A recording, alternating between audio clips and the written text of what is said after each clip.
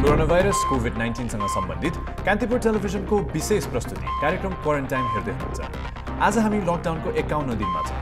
यो समयमा पत्रकारहरूले कसरी समाचार सम्प्रेषण गरिरहनु भएको छ त?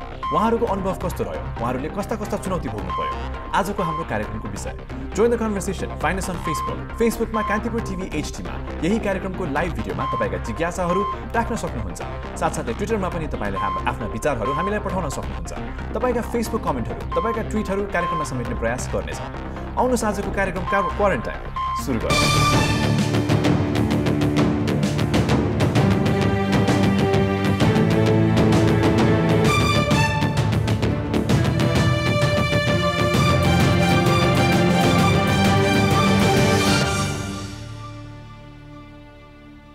नमस्कार, स्वागत छ कार्यक्रम क्वारेन्टाइनमा। हरेक दिन जस्तै आज पनि हामी उपस्थित भइसकेका छौँ, साथी सुप्रल र म नवराज।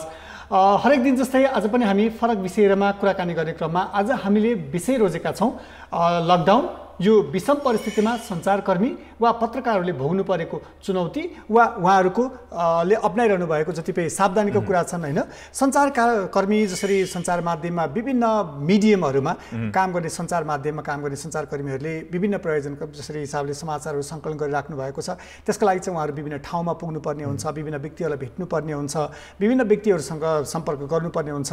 यस्तो बेलामा चाहिँ यो विषम परिस्थितिमा अलि धेरै चुनौतीपूर्ण चाहिँ सञ्चारकर्मीहरू पनि उनीहरूले भोगिरहेका छन् हैन। सुप्रल, हामीले यसअघिका अङ्कमा चाहिँ चिकित्सक कुरा, प्रहरीको कुरा चाहिँ गऱ्यौँ। अब आज चाहिँ अलिकति सञ्चारकर्मीहरूका के कस्ता जटिलताहरू छन्, के कस्ता संवेदनशीलताहरू सञ्चारकर्मीका छन् भन्ने विषयमा चाहिँ कुराकानी गर्न गइरहेका छौँ। दर्शकहरूलाई घरमा बस्नु नै अनुरोध गर्दाखेरि चाहिँ हामी पनि स्टुडियोमा आइरहेका छौँ। हाम्रो अन्य साथीहरू पनि अब आफ्नो रिपोर्टिङको लागि भनेर फिल्डमा खटिनु भएको छ। अब अहिले यो एकदम डरलाग्दो परिस्थिति पनि छ। नेपालमा पनि कोरोना सङ्क्रमणको दर चाहिँ अलिक बढ्दो हो कि जस्तो पनि देखिएको छ। यो बेलामा चाहिँ पत्रकार साथीहरूले चाहिँ कसरी समाचार सम्प्रेषण गरिरहनु भएको छ र सबैभन्दा महत्त्वपूर्ण कुरा भनेको चाहिँ उहाँहरू आफैले चाहिँ आफ्नो सुरक्षाको कसरी व्यवस्था गरिरहनु भएको छ, कस्ता सुरक्षा विधिहरू अपनाइराख्नु भएको छ र आगामी दिनमा त झन् अपनाउनु पर्ने पनि देखिन्छ नवराज। पक्कै पनि कतिपय जस्तै अनलाइनको कुरा र पत्रिकाहरूमा काम गर्ने साथीहरूले चाहिँ घरबाटै काम गर्न पनि सम्भव हुन्छ केही साथीहरूको लागि। हुन त सबैजना घरमा बसेर सम्भव हुँदैन हैन। त्यसको प्रकाशन कुरा, समाचारको सम्पादन कुरा, धेरै प्रक्रियाहरू हुन्छन्। साथसाथै अझ टेलिभिजनको कुरा गर्ने हो भने चाहिँ सुप्रल अझ धेरै पत्रकारहरू चाहिँ कार्यालयमै प्रत्यक्ष उपस्थित हुनुपर्ने, अझ त्यो पनि फिल्डमा नै खटिनुपर्ने, जस्तै दृश्य सङ्कलनको कुरा हुन्छ हैन, फोटो जर्नलिस्टको कुरा, उहाँहरू चाहिँ कार्यक्षेत्रमै खटिनुपर्ने भएको हुनाले यस्तो परिवेशमा जस्तै यहाँले पनि भन्नुभयो जसरी हामी घरमा बस्नुलाई स्टे एट होम भनिरहेका छौँ, तर सञ्चारकर्मीहरू चाहिँ घरमा बस्न सम्भव हुँदैन सबै सञ्चारकर्मीहरूको लागि। यस्तो अवस्थामा के कस्ता चुनौतीहरू रहन्छन् र चुनौतीका बीच पनि एउटा काम गर्ने एउटा दायित्व बोकेका सञ्चारकर्मीले के कस्ता सावधानीहरू अपनाउनु भएको छ त्यो पनि हामी हेरौँला। अझ पछिल्लो घटना हेऱ्यो भने वीरगञ्जमा केही पत्रकार साथीहरू नै कोरोना भाइरसबाट सङ्क्रमित भएको भनेर पनि समाचार छ। यस हिसाबले पनि पत्रकारहरू अलि बढी चुनौतीपूर्ण, अलिकति जोखिम नजिक हुने हुनाले सावधानी पनि अपनाउनु पर्नेछ। यी विषयमा चाहिँ आज हामी सञ्चारकर्मीका साथसाथै अग्रज सञ्चारकर्मीहरू लगायतका पनि कुराकानी गर्नेछौँ। त्योभन्दा अगाडि चाहिँ कोरोना भाइरस कोभिड-19 को आजसम्मको अपडेट्सहरू टेलिभिजन स्क्रिनमा हेरौँ त एकपटक। कोरोना भाइरसको हालसम्म 42,54,545 वटा सङ्क्रमणका केसेसहरू देखिएका छन् भने जसमध्ये 24,51,901 केसेस एक्टिभ छन्। साथै 16,09,611 जना कोरोना भाइरसबाट सङ्क्रमितहरू निको भएर घर फर्किएको अवस्था छ भने 2,93,033 जना मानिसले चाहिँ कोरोना भाइरसकै कारण मृत्युवरण गर्न पुगेका छन्। नेपालको सन्दर्भमा कुरा गर्ने हो भने भर्खरै मात्रै 2 जना सङ्क्रमित थपिएसँगै नेपालबाट कोरोनाबाट 219 पुगेको छ भने 33 जना मानिस चाहिँ घर फर्केको स्वास्थ्य मन्त्रालयको तथ्याङ्कमा रहेको छ। लकडाउनको आज 51औं दिनमा आइपुग्दासम्म चाहिँ अब अलि सङ्क्रमणको सङ्ख्या बढ्दाखेरि चाहिँ अलिकति स्थिति चाहिँ अझ सचेत हुनुपर्ने, अझ सतर्कता अपनाउनु पर्ने जस्तो चाहिँ देखिएको नै छ। हामीले कतिपय मूलधारको पत्रकारिताको कुरा गर्दाखेरि चाहिँ धेरैजसो सञ्चारकर्मीहरू, सञ्चार माध्यमका मानिसहरूले सही सूचना सम्प्रेषण गर्नुपर्ने हैन। जनतालाई घरमा बसेको बेला, अझ यस्तो बेलामा चाहिँ आम मानिसहरूले अझ छिटो अझ स्तरीय हैन, अझ त्यो विश्वसनीय समाचारको प्रतीक्षा गरिरहेको हुनुहुन्छ हैन। कतिपय समाचारहरू हेर्नका लागि विभिन्न माध्यम, रेडियो भनौँ, टेलिभिजन भनौँ, अनलाइन भनौँ, पत्रपत्रिका भनौँ, विभिन्न माध्यमबाट समाचारहरूको अपेक्षा गरिरहनु भएको हुन्छ। एकदम छिटो त्यसको अपडेट होस् भन्ने उहाँहरूको अपेक्षा हुन्छ सर्वसाधारणको। यस्तो अवस्थामा चाहिँ सञ्चारकर्मीहरूले वा पत्रकारहरूले चाहिँ आफ्नो मिडियममा, आफ्नो कार्यक्षेत्रमा गएर विभिन्न माध्यमबाट सूचनाहरू, खबरहरू सम्प्रेषित गरेर हैन, त्यो खबरहरू चाहिँ आम जनतासम्म चाहिँ पुर्याउने दायित्व बोकेका हुन्छन्। त्यस हिसाबले उनीहरूले अलि बढी जोखिम नै उठाएर भए पनि आम सर्वसाधारणको अपेक्षा वा समाचार सम्प्रेषण गर्ने दायित्व बोकेका पत्रकारहरूको जोखिमको अवस्था के छ, उनीहरू कसरी सञ्चारकर्ममा लागिरहेका छन् हैन। यसमा चाहिँ उनीहरूले अपनाउनु पर्ने न्यूनतम सावधानीहरू के हो? सञ्चार गृह वा सञ्चार मन्त्रालय भनौँ, नेपाल पत्रकार महासङ्घ भनौँ, प्रेस काउन्सिल भनौँ, जो सञ्चारकर्मी वा सञ्चार माध्यमहरू वा सञ्चार पत्रकारहरूको व्यवस्थित गर्नका लागि चाहिँ रहेका निकायहरूको भूमिका के हुन्छ भन्ने विषयमा पनि आज हामी कुराकानी गर्नेछौँ सुप्रल। यो विषम परिस्थितिमा चाहिँ अब सूचना नै सबैभन्दा महत्त्वपूर्ण कुरा हो, त्यही भएर सञ्चारकर्मीहरूको भूमिका पनि एकदमै नै महत्त्वपूर्ण चाहिँ देखियो। किन भन्दाखेरि चाहिँ हामीले हाम्रै टेलिभिजन च्यानल मार्फत पनि बारम्बार दर्शकहरूलाई चाहिँ घर बस्न अनुरोध गरिरहेका छौँ, हात धुन भनेर अनुरोध गरिरहेका छौँ र आगामी दिनमा चाहिँ अब बिस्तारै लकडाउन अलिकति खुकुलो भएको अवस्था चाहिँ शुक्रबारबाट जुन देखिएको छ, अब घरबाट बाहिर जाँदाखेरि पनि भिडभाडको ठाउँमा चाहिँ नजानुहोस् भनेर चाहिँ हामीले आग्रह गरि नै राख्नुपर्छ। र साथसाथै अब मास्कको प्रयोग गर्दाखेरि पनि कस्तो किसिमको मास्क प्रयोग गर्ने, विशेष त चाहिँ अहिलेको यो स्थितिमा चाहिँ उपयुक्त मास्क भनेको खालि दुई प्रकारको मात्र हुन्छ। एउटा चाहिँ सर्जिकल मास्क जुन चाहिँ बाहिरबाट वाटरप्रुफ लेयर भएको, बाहिर निलो रङको हुन्छ, र अर्को भनेको N95 मास्क। N95 मास्क चाहिँ हत्तपत्त नपाइने पनि हो र त्यो खासै अहिलेको प्रयोजनको लागि चाहिँ त्यो पनि छैन। तर धेरैजनाको चाहिँ के देख्यो भन्दाखेरि चाहिँ साधारण मास्कले नै हुन्छ कि भनेर एउटा सुरक्षा कवच जस्तो भयो भनेर पनि ढुक्क हुने स्थिति चाहिँ देखेको छ। त्यसले चाहिँ त्यति चाहिँ सुरक्षाको कुराहरू चाहिँ सुरक्षित चाहिँ बनाउँदैन भनेर यस्ता सूचनाहरू पनि अब हामीले चाहिँ झन् बढी दिइराख्नु पर्यो। पहिले त अलि सजिलो नै थियो, घरमै बसिराख्नु मात्र भनेर हामीले जोड दिन सक्थ्यौँ, तर बिस्तारै लकडाउन खुकुलो भएको बेला चाहिँ अझ सुरक्षाको अपनायहरूमा चाहिँ हामीले झन् बढी जोड दिनुपर्ने जस्तो चाहिँ देखियो। पक्कै पनि सुप्रल, मास्कको प्रयोगको कुरा गर्दाखेरि धेरै जसो सामाजिक सञ्जाल र हाम्रा दर्शकहरूले पनि हामीलाई तपाईँहरूले मास्क लगाउनु भएको छैन भनेर सोध्ने पनि गर्नुभएको छ। यस सन्दर्भमा चाहिँ हामीले योभन्दा अगाडि मास्क लगाएर स्टुडियो छिर्ने बेला खोलेर आउने गरेको हुनाले तपाईँहरूले चाहिँ मास्कको अनिवार्य प्रयोग गर्नुहोला। सुप्रल, हाम्रो नियमित यो कुराहरूको साथसाथै वीरगञ्जमा हाम्रा पत्रकार साथीसँग पनि हामी कुराकानी गर्नेछौँ। त्योभन्दा अगाडि चाहिँ हाम्रो नियमित स्तम्भ ट्रेन्डिङ टुडेमा के कस्ता समाचारहरू छन् हेरौँ न त आज। सोसियल मिडियामा आज कस्ता कस्ता पोस्टहरू ट्रेन्ड भयो त हेरौँ एकपटक। यो पहिलो पोस्ट रहेको छ ट्विटर, सामाजिक सञ्जाल कम्पनी ट्विटरले चाहिँ आफ्ना कर्मचारीहरूलाई चाहिँ अब जहिलेसम्मलाई हुन्छ घरबाटै काम गर्नलाई ठिक छ भनेर चाहिँ एउटा समाचार निकालेको छ। जुन चाहिँ अमेरिकाको सिलिकन भ्यालीको टेक कम्पनीहरू छ, यसले चाहिँ अब चाहिँ नयाँ नै एउटा प्याराडाइम सिफ्ट नै हुने कि जस्तो पनि कुरा चाहिँ देखिएको छ। ट्विटरले चाहिँ आफ्ना कर्मचारीहरूलाई चाहिँ घरमै बसेर चाहिँ आफ्ना जिम्मेवारीहरू पुरा गर्न चाहिँ घरमै बसेर पनि सकिन्छ भन्ने जस्तो अवधारणा चाहिँ ल्याएकोले चाहिँ अरू टेक कम्पनीहरूले पनि यो एक्जाम्पल चाहिँ फलो गर्ने हुन् कि भनेर चाहिँ यो समाचार चाहिँ हामीले सोसियल मिडियामा देख्यौँ। अर्को चाहिँ सुप्रल, धेरै देशहरूमा लकडाउन जारी भएपछि कतिपय सीमा नाकाहरूमा अहिले बन्द गरिएको छ। हिसाबले धेरै मानिसहरू एक ठाउँबाट अर्को ठाउँमा जान समस्या भोगिरहेका छन्। त्यही क्रममा चाहिँ भारतमा रहेका नेपालीहरू जो सिमानामा आइपुगेका थिए, उनीहरू नेपाल छिर्न नसकिरहेको अवस्थामा पछिल्लो समय रूपन्देही जिल्ला प्रशासनले चाहिँ 200 भन्दा धेरै नेपालीहरूलाई कञ्चनपुरबाट चाहिँ नेपालतर्फ ल्याएको भन्ने समाचारले पनि उत्तिकै स्थान पाएका छन्। अर्को समाचार चाहिँ हामीले कुरा पनि गऱ्यौँ, धुरीखेल र काठमाडौँ गरेको परीक्षणमा चाहिँ थप 2मा कोरोना पुष्टि र सङ्क्रमितको सङ्ख्या चाहिँ नेपालमा 219 पुगेको छ भनेर चाहिँ यो समाचार आएको। यो पनि अब सोसियल मिडियामा धेरै नै भाइरलै भयो आज भनौँ। महत्त्वपूर्ण कुरा चाहिँ अब काम विशेषले गर्दाखेरि विशेष अत्यावश्यक कामले मात्र घरबाट निस्किन नै उचित होला। विशेष त चाहिँ एउटा प्रदेशबाट अर्को प्रदेशमा जाँदाखेरि अथवा भनौँ एउटा जिल्लाबाट अर्को जिल्लाबाट जाँदाखेरि नै अत्यावश्यक कामको लागि मात्र निस्किँदाखेरि चाहिँ बेस होला। सुप्रल, त्योसँगै फेरि अर्को दुःखद नै समाचार हो। हुन त यसको धेरै क्याजुअलिटी छैन। हिजो राति चाहिँ 11 बजेर 53 मिनट जाँदा चाहिँ 5.3 म्याग्निट्युड स्केलको भूकम्पको पराकम्पनको महसुस गरिएको थियो। त्यसको केन्द्रबिन्दु दोलखा थियो र यसलाई चाहिँ भूकम्प मापन केन्द्रले यो 2072 सालमै गएको भूकम्पको पराकम्पन भनेर जानकारी गराइएको थियो। यही क्रममा चाहिँ अब कार्यक्रमको विषयमै फर्क्यौँ। आज हामीले चाहिँ कुराकानी गरिरहेका छौँ पत्रकारहरूले यो विषम परिस्थितिमा समाचार सम्प्रेषण गर्दाखेरि उहाँहरूको अनुभव, उहाँहरूले भोग्नुभएका चुनौती, उहाँहरूले अपनाउनु भएका सुरक्षाका उपायहरू, त्यो विषयमा कुरा गर्नको लागि चाहिँ हाम्रो पहिलो अतिथि चाहिँ हामीसँग जोडिनु भएको छ। उहाँ चाहिँ उपेन्द्र ठाकुर हुनुहुन्छ। उहाँ कान्तिपुरका लागि वीरगञ्जबाट समाचार सम्प्रेषण पनि गर्नुहुन्छ। उहाँसँग चाहिँ जसरी वीरगञ्जमा पछिल्लो समय कोरोनाबाट सङ्क्रमितको सङ्ख्या पनि बढेको र केही सञ्चारकर्मीहरू पनि त्योबाट प्रभावित भएको भन्ने विषयमा कुराकानी आएको हुँदा समाचार आएको हुँदाखेरि त्यहाँको वस्तुस्थिति के रहेछ उपेन्द्रजीबाटै सुरु गरौँ। उपेन्द्रजी, यहाँलाई स्वागत छ। उपेन्द्रजी सुनिरहनु भएको छ?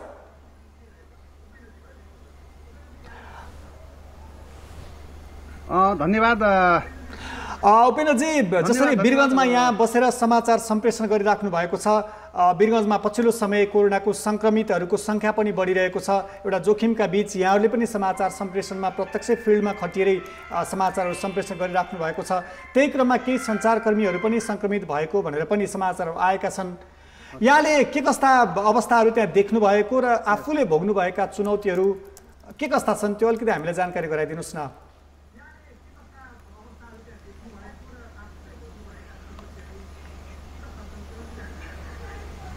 हजुर, अहिले खास गरेर वीरगञ्जको कुरा गरिरहँदाखेरि वीरगञ्ज अहिले एउटा कोरोना संक्रमणको हट स्पटको रूपमै देखिएको छ। 2 नम्बर प्रदेशको पर्सा जिल्ला र अहिलेसम्म पर्सा जिल्लाको मात्रै कुरा गर्ने हो भने 82 जना संक्रमितहरू पर्सा जिल्लामा फेला परिसकेका छन् र पछिल्लो अपडेट अन्तर्गत हिजो मात्र 2 पटक गरिएको सार्वजनिक परीक्षण रिपोर्टमा 39 र 18 जना गरेर 57 जनाको रिपोर्ट पोजिटिभ आएको छ र यस सँगसँगै पर्सा जिल्लामा अहिलेसम्म संक्रमितहरूको संख्या 82 पुगिसकेको छ र यो 82 पुग्नको लागि हामीले जहिले पनि 82 को अथवा अहिले पछिल्लो समयको अपडेटको कुरा गरिरहँदाखेरि हामीले 3 जनालाई कहिले पनि बिर्सेको छैनौं।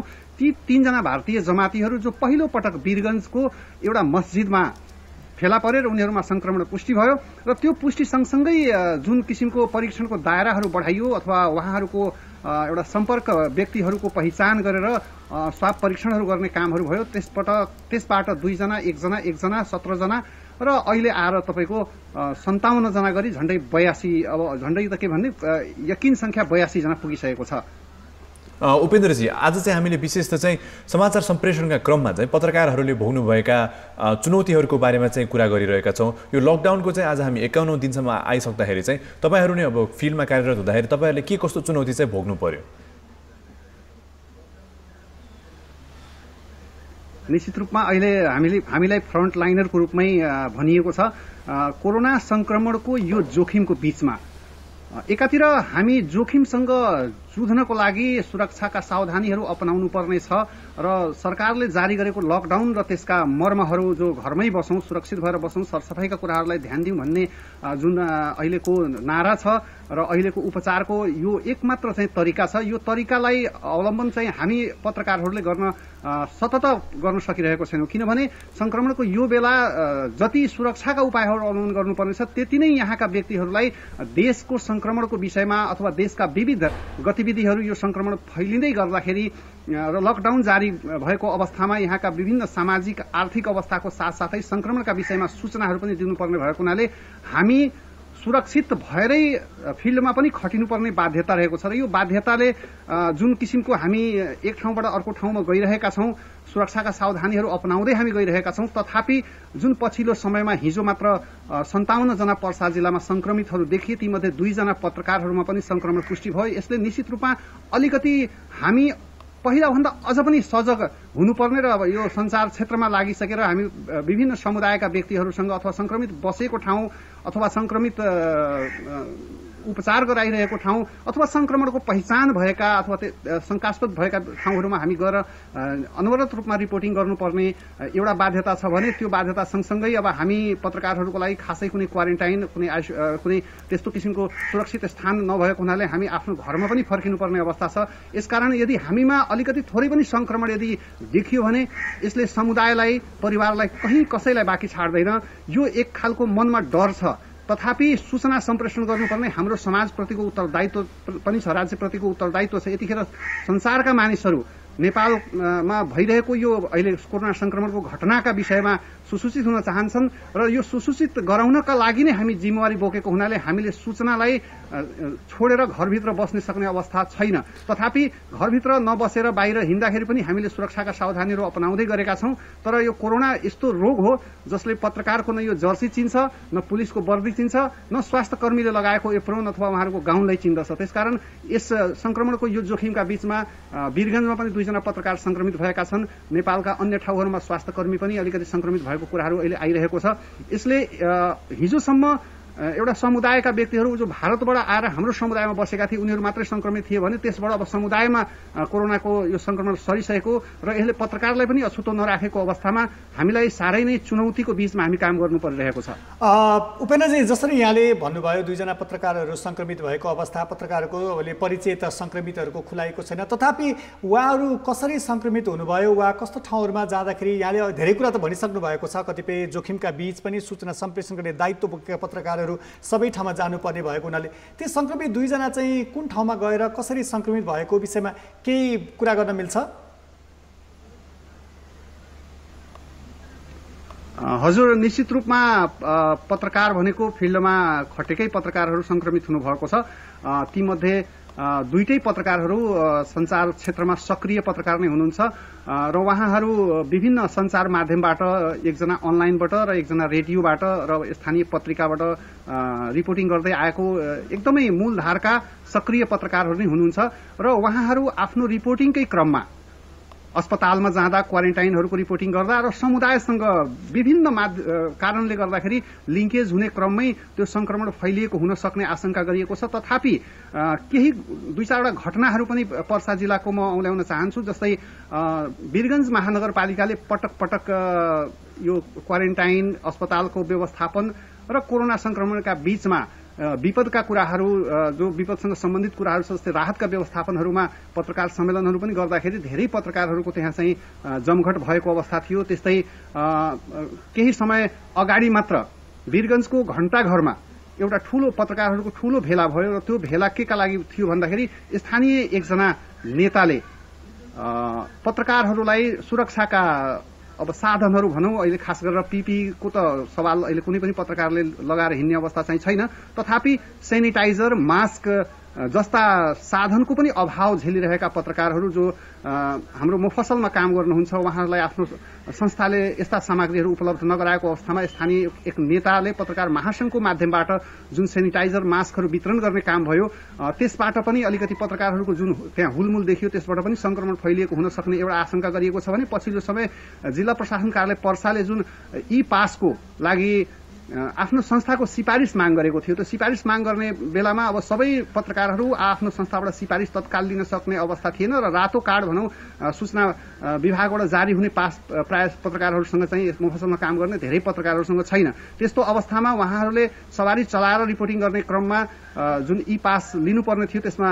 सपोर्टिङ कागजातको रूपमा अन्य कागजहरूको माग गरिएको थियो, जसमा सिफारिस पनि थियो। त्यो सिफारिसको लागि पनि पत्रकार महासंघ पर्साले पहल गरेको थियो सम्पूर्ण पत्रकारहरूको लागि पासको व्यवस्थापन गर्न।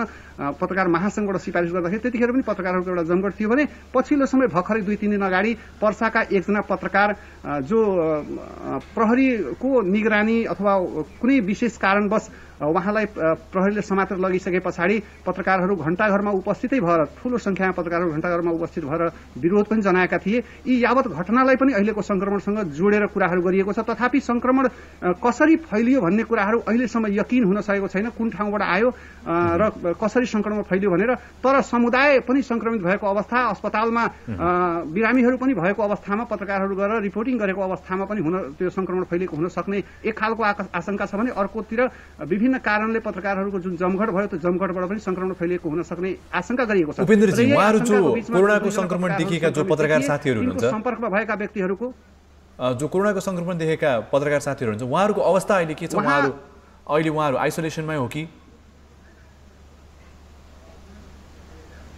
हिजोसम्म संक्रमण पुष्टि भइसक्दाखेरि पनि ती पत्रकार जो संक्रमित हुनुहुन्छ उहाँहरू एक जिम्मेवार पदमा पनि बसेको हुनाले एकजना पत्रकार महासंघकै जिम्मेवारीमा बसेका पत्रकार हुनुहुन्छ जो उहाँले आफैले पनि अब पत्रकारमा पनि संक्रमण देखियो र यो संक्रमण सँगसँगै अब पर्सेली पत्रकारहरू कोरोनाको संक्रमणको जोखिमबाट सुरक्षित नभएको अवस्थामा सम्पूर्ण पत्रकारहरू जो आफूलाई शंका लागेको छ अथवा कोरोना संक्रमण हुन सक्छ भन्ने यदि त्यस्तो किसिमको शंका लागेको छ भने अथवा त्यस्तो सम्पर्कमा कतै आएको छ भने सबैजनाले आफ्नो स्वाब परीक्षण गराउनु भनेर उहाँले आफ्नै फेसबुकको वालमा हिजो संक्रमण पुष्टि भइसके पछाडि पनि उहाँ सायद आइसोलेसनमा जानुभन्दा पहिला अपडेट गराउनु भएको थियो र उहाँ निश्चित रूपमा अहिले निर्वाध रूपमा रिपोर्टिङकै क्रममा हुनुहुन्थ्यो भने अर्का एकजना अनलाइनका पत्रकार हुनुहुन्छ उहाँले पनि म सुरक्षित छु, कसैले चिन्ता लिनु पर्दैन, म ठिक भएर निस्किन्छु भनेर एउटा उच्च मनोबलका साथ पनि उहाँले फेसबुकमा आफ्नो कमेन्ट एउटा स्ट्याटस पोस्ट गर्नुभएको थियो र त्यसपछि उहाँलाई आइसोलेसनमा लगिएको छ। र जहाँसम्म हामीले यहाँको स्थानीय प्रशासन र अस्पताल स्रोतबाट पत्ता लगाउँदाखेरि उहाँहरू एकदमै सकुशल, कोरोनाको कुनै किसिमको त्यस्तो लक्षण देखिएको अवस्था चाहिँ छैन। उपेन्द्रजी, यो सँगसँगै यहाँले अहिले उल्लेख गर्नुभएको थियो पत्रकारहरू निर्वाध रूपमा जसरी समाचार सम्प्रेषणमा गइरहेपछि दिनभरि विभिन्न ठाउँमा जाने, विभिन्न मानिसहरू भेटघाट गर्नुपर्ने हुन्छ, हाम्रो यो पेसागत धर्म पनि हो होइन, हाम्रो दायित्वभित्र पर्छ। तर क्वारेन्टिनको व्यवस्था छैन, परिवारसँग बेलुका जानुपर्छ वा घरमा आफ्नो परिवार अरू पनि सङ्क्रमित भएको त्यस्तो खालको जोखिममा चाहिँ अलिकति छुट्टै क्वारेन्टिनमा बस्ने वा त्यस्तो खालको व्यवस्थापनका हिसाबले त्यहाँ त्यस्तो केही सम्भावना भएको त्यस्तो अभ्यास चाहिँ छैन? अहिलेसम्म यो अभ्यास छैन। विगतमा हामीले पटक पटक यसरी नै प्रत्यक्ष प्रसारणको माध्यमबाट, समाचारहरूको माध्यमबाट, बुलेटिनको माध्यमबाट हामीले जानकारी गराउँदै आएका छौँ कि खास गरेर जो फ्रन्ट लाइनमा खटिनुहुन्छ त्यसमा खास सञ्चारकर्मी पनि पर्नुहुन्छ, सुरक्षाकर्मी, सञ्चारकर्मी र स्वास्थ्यकर्मी। त्यस सँगसँगै केही अधिकार कर्मीहरू पनि हुनुहुन्छ जो फ्रन्ट लाइनमा खटिएर निर्वाध रूपमा चाहिँ सेवा दिँदै हुनुहुन्छ यो कोरोनाको जोखिमका बीचमा। निश्चित रूपमा कोरोनाको भय कसलाई छैन, सबैलाई कोरोनाको भय छ, तर समाजप्रतिको जो एउटा उत्तरदायित्व छ र यो संक्रमणको जोखिमको बीचमा सामाजिक दायित्वबाट पन्छिनु हुँदैन। हामी आफ्नो सेवा अनवरत रूपमा गर्दै आएका पनि छौँ र गर्नु पनि पर्छ। यो समाजप्रतिको हामी भूमिकालाई नै निर्वाह गरेर अहिले हिँडिरहेका छौँ। तर राज्य पक्षबाट यस्ता पत्रकारहरूलाई जो मूलधारमा खटिएका छन्, जस्तै टेलिभिजनमा, म आफै पनि टेलिभिजनमा विभिन्न ठाउँहरूमा जान्छु। म व्यक्तिगत रूपमा अहिले मैले आफ्नै क्यामेराम्यानलाई छोडेर म एक्लै हिँडेर एउटा वान म्यान जर्नलिजमको हिसाबले म हिँडिरहेको छु। अहिले पनि प्रत्यक्ष प्रसारण गरिरहँदाखेरि म आफू एक्लै मात्रै बसेर गरिरहेको छु, म क्यामेराम्यानलाई पनि लिएर हिँड्दिनँ। किनभने यदि एकजना व्यक्तिमा संक्रमण भयो भने उसले अरूलाई पनि संक्रमण सार्न सक्छ भन्ने मान्यताका साथमा हिँडिरहँदाखेरि तमाम सबै पत्रकारहरू यही धारणा अथवा यस्तै हिसाबले हिँडिराख्नु भएको छैन। उहाँहरू कुनै ग्रुपमा अथवा एकजना, दुईजना, चारजना गरेर हिँडिराख्नु भएको छ र उहाँहरूको विविध व्यक्तिहरूसँग सम्पर्क हुँदाखेरि उहाँ संक्रमित हुन सक्नुहुन्छ भन्ने मनमा डर हुँदाहुँदै पनि त्यस्तो किसिमको क्वारेन्टाइनको व्यवस्था अथवा पत्रकारले रिपोर्टिङ गरिसकेर आइसके पछाडि छुट्टै बस्ने व्यवस्थाहरू अहिलेसम्म राज्यले भनौँ अथवा यहाँको स्थानीय प्रशासन, स्थानीय तह जो जिम्मेवार निकायहरू हुनुहुन्छ उहाँहरूले गर्न नसकेको अवस्थामा जो पत्रकार फिल्डमा रिपोर्टिङ गर्ने क्रममा हुनुहुन्छ उहाँहरूको जाने ठाउँ भनेको घरै हो र घरमा आफ्नो बालबच्चा, आफ्नो परिवार सबै हुन्छन्। त्यसकारण हामी अरू ठाउँमा हिँड्दाखेरि अरूबाट यदि संक्रमित भयो भने हामी समाजलाई मात्रै नभएर हामी आफ्नो परिवारलाई पनि त्यो संक्रमण सार्न सक्छौँ। यो भित्र हामीमा डर छ। तथापि यो डरका बीच पनि हामी समाचार सम्प्रेषण गर्नुपर्ने बाध्यता छ। खास गरेर टेलिभिजन पत्रकारहरूलाई त फिल्डमै गएर रिपोर्टिङ गर्नुपर्ने अवस्था भएको हुनाले सबभन्दा बढी जोखिममा चाहिँ हामी नै छौँ। तथापि जोखिमका बावजुद पनि हामी आफ्नो सुरक्षा सावधानीलाई अपनाएका छौँ र भगवानसँग हाम्रो एउटै प्रार्थना के छ भने यो संक्रमणको विपदको बेलामा जब संसारका सम्पूर्ण व्यक्तिहरू अथवा मुलुकका तमाम व्यक्तिहरू कोरोनाका विषयमा जान्न चाहन्छन्, संक्रमणको विषयमा जान्न चाहन्छन्, संक्रमणको यो जोखिमको बीचमा सामाजिक आर्थिक अवस्थाको बारेमा जान्न चाहन्छन्, हामी चाहिँ सूचित गराउनुपर्छ र हामी त्यही हिसाबले चाहिँ गराइरहेका छौँ। मलाई लाग्छ सामाजिक उत्तरदायित्व वहन गरेर यसरी काम गर्दाखेरि सायद कोरोनाको संक्रमण अथवा लक्षण देखिहाले पनि नेपालमा अहिलेसम्म त्यस्तो किसिमको एउटा क्याजुअलिटी हुने अवस्था नभएको बीचमा हामी पत्रकार अहिलेसम्म त सुरक्षित छौँ। तर अब पत्रकार उपेन्द्रजी, तपाईँले जसरी सुरक्षित हुँदा बेलुका घर फर्किँदा भन्ने कुराहरू गरिरहँदाखेरि चाहिँ जसरी दिनभरि काममा फर्किएपछि यहाँले अपनाउने न्यूनतम सुरक्षाका सावधानी के हुन् जुन चाहिँ तपाईँले भनिदिनु भयो भने अरू पत्रकार साथीहरूलाई पनि त्यो उपयोगी सिद्ध हुनेछ? जस्तै मैले अब यहाँ बताइहालेँ, म आफ्नै ब्यागमा अगाडि गरिरहँदाखेरि मैले प्राय यहाँ सेनिटाइजर राखेको हुन्छु। एउटा दुईटा बोतलहरू सेनिटाइजर हुन्छ।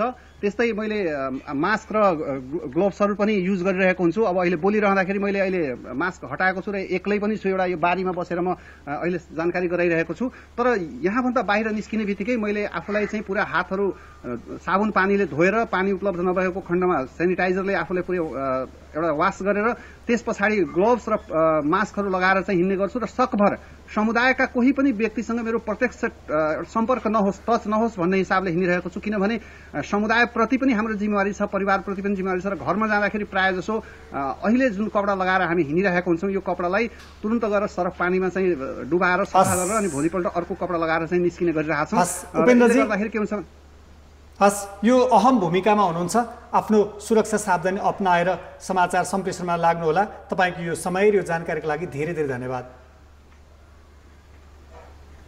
सुप्रल, उहाँ चाहिँ वीरगञ्जमा रहेर कान्तिपुरकै हाम्रै सहकर्मी पनि हुनुहुन्छ होइन, जुन चाहिँ अहिले एकदम धेरै जोखिम रहेको क्षेत्र पनि हो वीरगञ्ज। त्यहाँ धेरै सङ्क्रमित पनि भयो, अझ पत्रकारहरू नै त्यसमा सङ्क्रमित भएको उहाँले दुई तिनवटा घटनाहरू जसरी पत्रकारहरू भेला हुने त्यस्ता खालका घटनाहरूले गर्दाखेरि धेरै पत्रकारहरूकै बिचमा यो सङ्क्रमण हुन सक्यो भन्यो अवस्था। र उहाँले अर्को महत्त्वपूर्ण कुरा चाहिँ यसरी एक्लै म वान म्यान जर्नलिजमको प्र्याक्टिस गरिरहेको छु, समाजमा अलिकति दूरी कायम गरेको छु र केही प्रविधिको प्रयोग गरिरहेको छु, यस हिसाबले चाहिँ अरू सङ्क्रमण नफैलियोस् भनेर ती सुरक्षाका सावधानीहरू चाहिँ अन्य क्षेत्र र अरू पत्रकारहरूले पनि अपनाउनु पर्ने चाहिँ देखियो। यो विषयमा हामी कुराकानी जारी नै राख्नेछौँ। अहिले भने चाहिँ हामी कार्यक्रममा एउटा छोटो व्यापारिक विश्राम लिन गइरहेका छौँ। हामीसँगै रहनुहोला। आज हामी कार्यक्रम क्वारेन्टाइनमा पत्रकारहरूले भोग्नु परेका चुनौतीहरूको बारेमा, उहाँहरूको अनुभवबारे कुराकानी गर्दैछौँ। यो हाम्रो कुराकानी 4 बजेसम्म जारी नै रहन्छ। हामीसँगै रहनुहोला।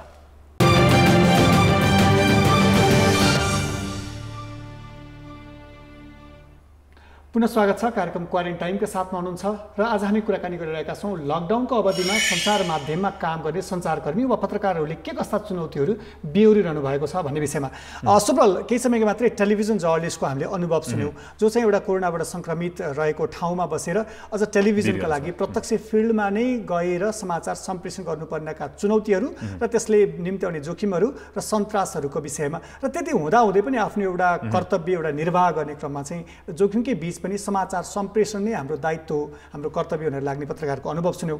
एक क्रममा अर्को त्यस्तै जोखिमयुक्त क्षेत्र चाहिँ फोटो जर्नलिजम पनि हो जहाँ फोटो खिच्नका लागि चाहिँ हामी त्यो कार्यक्षेत्रमै वा जहाँ इभेन्ट हुन्छ नि त्यो इभेन्ट भएकै ठाउँमै पुग्नुपर्ने हुन्छ। यस्तो अवस्थामा फोटो जर्नलिस्टका के कस्ता समस्याहरू छन् के कस्ता चुनौतीहरू छन् वा अनुभवहरूको कुराकानी सुनाउन त।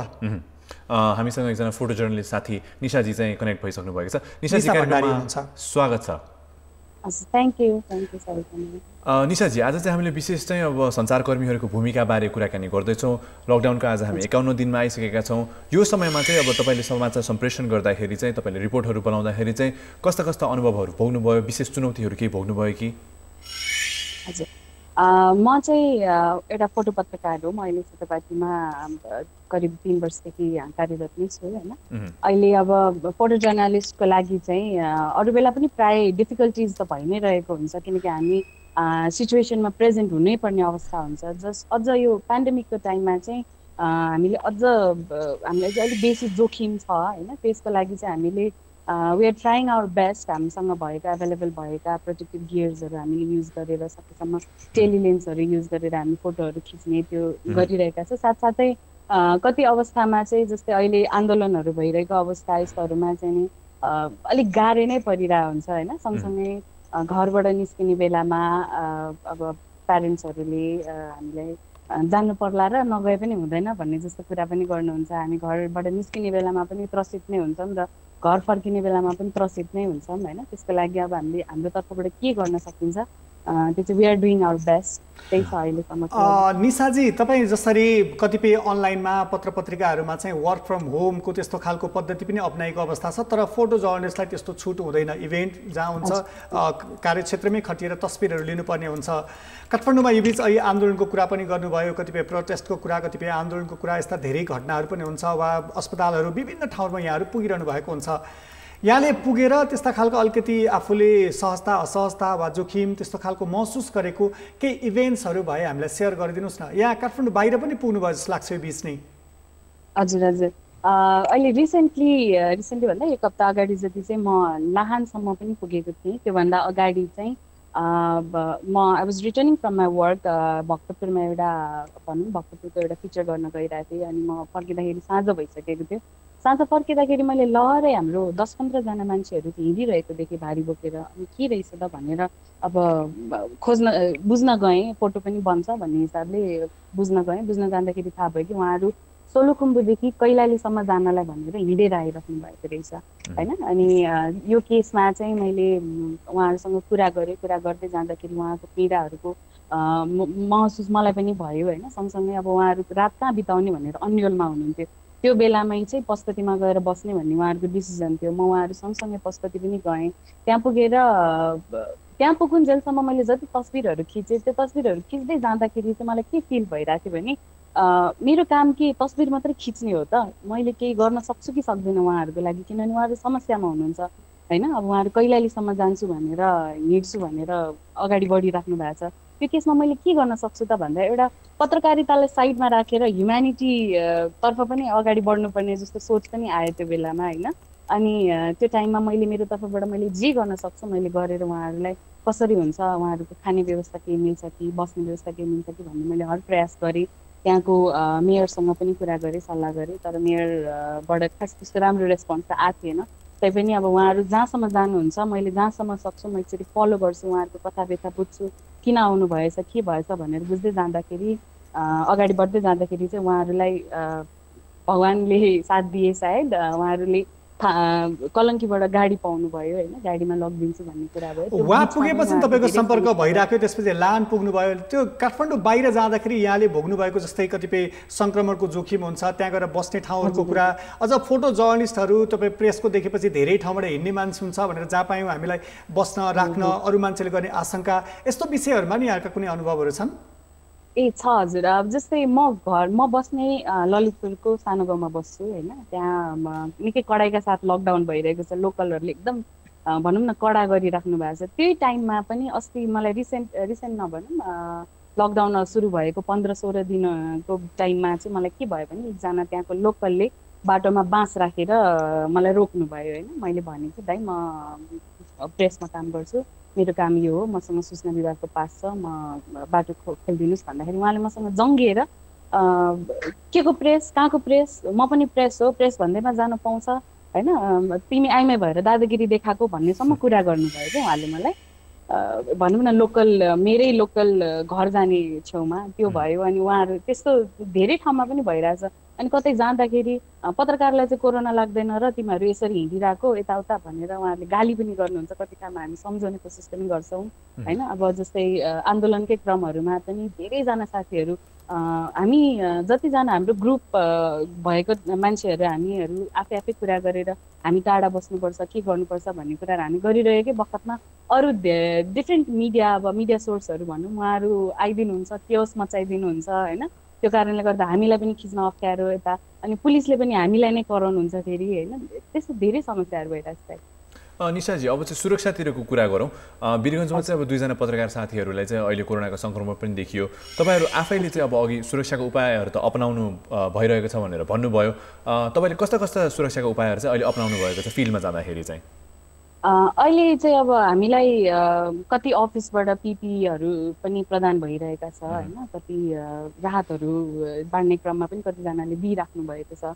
हामीलाई चाहिँ अफिसबाटै प्रोभाइड भइरहेछ। तर पिपी लाउन अलिक गाह्रो पनि र फिल्डमा हिँड्दाखेरि अप्ठ्यारै हुने भएको कारणले अनलेस अब हामीलाई एकदमै जोखिमपूर्ण ठाउँमा जानु छ भने हामीले त्यो प्रयोग गरिरहेका छैनौँ होइन। भने हामीले सेनिटाइजर हामीसँगै हुन्छ, मास्कहरू हुन्छ, पन्जा छ होइन, हामी यो लगाएर अगाडि फिल्डमा चाहिँ अगाडि हुन्छौँ। सँगसँगै अब हामी सबैजनाले अब हिजो भर्खर पत्रकारहरूलाई पनि लाग्यो भन्ने केसेसहरू आइसकेपछि सायद हाम्रो महासङ्घ यताउताबाट कुरा पनि होला, छलफल पनि होला।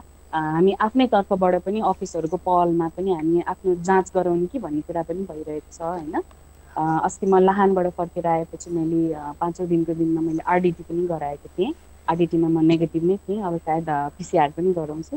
अहिलेको लागि चाहिँ हामी सबैजनालाई त्यही नै छ, पिसिआर गर्ने कि भन्ने कुराहरू भइरहेको छ। निशाजी, यहाँले अघि चाहिँ आन्दोलनको कुरा, कतिपय भिडभाडमा गएर तस्बिर खिच्नु पर्दा आफै पनि नजिक पुग्नुपर्ने हुन्छ होइन। फोटो जर्नलिस्ट नै नजिक पुगेर क्यामेराको आफ्नो एङ्गलिङ, आफ्नो फोटो कस्तो बन्छ भनेर यहाँहरू नजिक पुगिराख्नु भएको हुन्छ।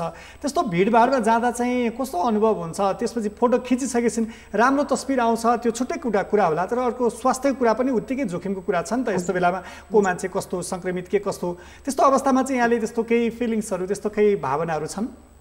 हजुर, जस्तै कति ठाउँमा त हामी अगाडि नै पुग्नुपर्छ होइन, पुग्नुपर्छ।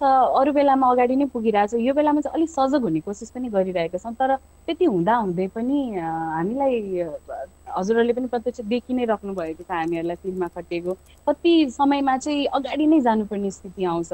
त्यो बेलामा अहिले चाहिँ अब हामी सबैजनाले सकेसम्म टाढा बस्ने कोसिस गरिरहेकै छौँ। त्यो हुँदै पनि अहिले चाहिँ हामीले के डिसिजन पनि गरिरहेछौँ भने अब नखिच्ने कि त होइन, अब अगाडि नजाने कि त। अब टेलिलेन्स लगाएर खिच्दाखेरि पनि त्यहाँ चाहिँ अरू अन्य मिडिया भनौँ, उहाँहरू साथीहरूले क्यामेरा अगाडि नै राखिदिनुहुन्छ। जस्तै सब्जेक्टको अगाडि नै नाकमै ठेसिने गरीसम्म पनि क्यामेरा लगेर राखिदिनुहुन्छ, जसले गर्दा अरू टाढा बसेर खिच्नेहरूलाई पनि अप्ठ्यारो परिरहेको हुन्छ होइन। त्यो बेलामा जस्तै कसैसँग ठेला हुन्छ, कसैसँग टाँसिन्छ, त्यो बेलामा एकछिन चाहिँ झसक्क हुन्छ होइन। त्यो अनि फेरि कामको प्रेसर भइरहेको टाइममा होइन फोटो खिच्नुपर्छ कि त भन्ने पनि लागिरहेको हुन्छ होइन। फोटो खिच्दै पनि गर्दा सँगसँगै डर पनि लागिरहेको हुन्छ। त्यहाँबाट निस्किने बित्तिकै सेनिटाइज गर्छौँ होइन। अब हामीसँग भएको सेनिटाइजर युज गरेर त्यो कोसिस गरेर हुन्छ। र अब त्यहाँबाट फिल्डबाट निस्किएपछि चाहिँ अब घर जाने, अफिस जाने क्रममा चाहिँ नि कसरी हुन्छ होइन। घर जाँदाखेरि आफूले लगाएको कपडाहरू बाहिरै राखेर सेनिटाइज गरेर नुहाएर मात्रै छिर्ने कोसिस गरेर हुन्छौँ। तर डर चाहिँ बिहान फिल्डमा निस्किएदेखि बेलुका घर पुगेर सुतुन्जेलसम्म पनि डरै हुन्छ दाइ। साथसाथै जस्तै यहाँले भन्नुभयो नि कतिपय सञ्चारकर्मीहरू वा समाचार सङ्कलनको लागि भिडभाड गर्ने, जम्मा हुने, त्यो अब्जेक्टको नजिक गएर क्यामेराहरू राख्नेदेखि लिएर मानिसहरू एकदम त्यो ग्रुपिङ त्यो डिस्टेन्सिङ नराख्दाखेरि अलिकति पत्रकारहरू पनि यो विषयमा संवेदनशील नभएको वा त्यस्तो खालको गतिविधिहरू त्यस्तो खालको अवस्थाहरू पनि यहाँले देख्नुभयो? हजुर हजुर, अब यो केसमा चाहिँ अब हामी हाम्रो सङ्गठनहरू पनि कति सङ्गठनहरूबाट हामीले आफ्नो ठाउँबाट पहल पनि गरिरहेका छौँ होइन, आफ्नो साथीभाइहरूलाई भनेर कसरी हुन्छ त हामी सोसियल डिस्टेन्स मेन्टेन कसरी गरेर खिच्ने भन्ने। तर त्यो हुँदै पनि अराजक तत्त्वहरू निकै नै पाइन्छ हेर्नु दाइ होइन। अब खास मेन्सनै गर्नु पर्दाखेरि चाहिँ हाम्रो युट्युब च्यानल चलाउने धेरै जस्तो दाजुभाइहरू उहाँहरूलाई कन्टेन्ट चाहिरहेको हुन्छ होइन, उहाँहरू संवेदनशील नभइकन उहाँहरूले आफ्नो कन्टेन्ट उत्पादन गरेर युट्युबहरूमा हाल्ने र त्यही कुराहरूलाई ठुलो इस्यु बनाउने गर्नुहुन्छ। उहाँहरूले गर्दाखेरि चाहिँ हामी मूलधारका मिडियाहरू जो चाहिँ होइन हामी बच्नुपर्छ है भन्ने सोच भएको हुन्छ त्यसमा पनि अप्ठ्यारो परिदिन्छ क्या। अब उहाँहरूले गएर अगाडि क्यामेरा तेर्साइदिइहाल्नुहुन्छ, हामी पछाडि हेरै हुन्छौँ। अनि यो केसमा चाहिँ हाम्रो सङ्गठनबाट के गर्नुपर्ने उनी छैन, के सकिँदैन जस्तो पनि लाग्छ कि, किनभने स्वतन्त्र छ अहिले हाम्रो डेमोक्रेटिक कन्ट्री छ होइन, त्यहाँ युट्युब च्यानल खोल्न जो कोहीलाई पनि फ्री छ होइन। अनि आफूले एउटा प्रेसको कार्ड उत्पादन गर्न त्यति गाह्रो देख्दिनँ आजकल। त्यसैले गभर्मेन्टले भनेअनुसार रातो पासको गर्ने सिस्टम लागू गर्ने भन्ने कुरा गर्दै पनि प्रहरी दाजुभाइहरूलाई चाहिँ के हुन्छ भने जस्तै म रातो पास मसँग छ, मैले गएर उहाँहरूसँग कुरा गर्दाखेरि उहाँहरूले बुझ्नु होला, तर सँगसँगै म रातो पास मसँग छैन, प्रेसको गभर्मेन्टल पास मसँग छैन, तर मैले अगाडि क्यामेरा उहाँहरूलाई तेर्साइदिएर उहाँहरूसँग बाज्न थाल्यो भने प्रहरी दाजुभाइहरू पनि तर्सिनुहुन्छ क्या, किनभने नेगेटिभ न्युजहरू धेरै आइरहेछ होइन उहाँहरूलाई होच्याउने। यसको दुरुपयोग चाहिँ अनलाइन कतिपय त्यस्ता खालका वा युट्युबरहरूले उठाइरहेका छन्, जसले गर्दा मेन स्ट्रिमका जर्नलिस्टलाई काम गर्न अप्ठ्यारो भइरहेको छ। एकदमै गाह्रो भइरहेछ एकदम। अब संवेदनशीलताको कुरामा चाहिँ सबैजना नै सक्रिय हुन नै पर्यो। अब कोरोना भनेको चाहिँ एकजनालाई लाग्ने अर्कोलाई नलाग्ने भन्ने त हुँदैन आजसम्मको तथ्याङ्क अनुसार चाहिँ। अब त्यो संवेदनशीलताको लागि चाहिँ अब लकडाउनको आज हामी 2 महिना लगभग समय हुन लाग्दाखेरि चाहिँ अलिकति अत्यास लाग्दो स्थिति पनि पैदा चाहिँ भएको छ। तर हामी सबैजना संवेदनशील त हुनु नै पर्यो, अब सतर्क त झन् रहनु पर्ने स्थिति आयो नि होइन निशाजी? हजुर, अब कोरोनाले म पत्रकार हजुर यो फलानु ढिस्कानु भन्दैन होइन, हामीलाई पनि लागेको हुनसक्छ। अहिले त सिम्टम्स नदेखिकन पनि लागेको थुप्रै केसेसहरू छ होइन। त्यो विषयमा चाहिँ एकदमै हामी संयम हुन जरुरी छ, एकदमै आफू जानकार रहनु पनि जरुरी छ। तर अब फिल्डमा हिँड्दाखेरि चाहिँ धेरै चिजहरूले एफेक्ट गर्छ होइन। त्यो केसमा चाहिँ अब कसरी हुन्छ, we are trying our best, hope अब हामीलाई नहोस्, कसैलाई पनि नहोस्। निशाजी आफ्नो अनुभव सुनाइदिनु भयो, कतिपय न्यूनतम स्वास्थ्य सावधानीको कुराहरू यहाँले अपनाउनु भएको कुरा हामी अरू सञ्चारकर्मीहरूको लागि नै प्रेरणादायी हुनसक्छ। आफू सुरक्षित भएर यो काममा लाग्नुहोला। एउटा महत्त्वपूर्ण अभिभारा बोकेको सञ्चारकर्मीको हिसाबले अझ फोटो जर्नलिस्टहरू धेरै जस्तो यस्तो बेलाको तस्बिरहरू बाहिर नआइरहेको तस्बिरहरू पनि यहाँहरूले उजागर गरिदिनु भएको छ, यसका लागि यहाँलाई धेरै धेरै धन्यवाद। Thank you so much. हजुरहरूले पनि हाम्रो कथाहरू सुनिदिइराख्नु भएको छ, सबैलाई देखाइराख्नु भएको छ, थ्याङ्क यू सो मच। उहाँ चाहिँ फोटो जर्नलिस्ट निशा भण्डारी हुनुहुन्थ्यो र उहाँले कतिपय कुराहरू चाहिँ जस्तै भिडभाडमा सञ्चारकर्मीहरू वा फोटो जर्नलिस्टहरू जसरी प्रत्यक्ष रूपमा त्यही फिल्डमै पुग्नुपर्ने हुन्छ, त्यस्तो अवस्थामा चाहिँ कहिले अननेसेसरी मानिसहरूले वा अननेसेसरी खालका मिडिया कतिपय जस्तै महत्त्वपूर्ण प्रयोजनहरूमा होइन सामान्य खालका कतिपय आफ्नो सोखका लागि प्रयोग गर्ने त्यस्ता खालका भिडियोहरू खिच्नेहरूका कारण पनि मेन स्ट्रिमका जर्नलिस्टहरूलाई अप्ठ्यारो परिरहेको छ। भिडभाड भएपछि प्रहरीहरूले पनि त्यसलाई नियन्त्रण गर्न गाह्रो छ होइन, अलिकति सावधानी अपनाउन पनि गाह्रो छ र कतिपय सञ्चारकर्मीहरूले पनि अपनाउनु पर्ने सावधानीका कुराहरूमा चाहिँ अलि बढी संवेदनशील वा अलिकति ध्यानाकर्षण हुन जरुरी छ भन्ने खालको कुराकानी गर्नुभएको थियो। यसलाई हेर्दाखेरि अलिकति जोखिममा रहेर पनि अभिभारा ठुलो छ, जोखिम पनि उत्तिकै छ र न्यूनतम सावधानी चाहिँ अपनाउनु पर्ने चाहिँ देखियो होइन सुपर? अर्को कुरा चाहिँ अब लकडाउनको चाहिँ अब हामी 2 महिना पुग्न लागेको पनि छ, अलिकति अत्यास लाग्दो पनि भएको छ।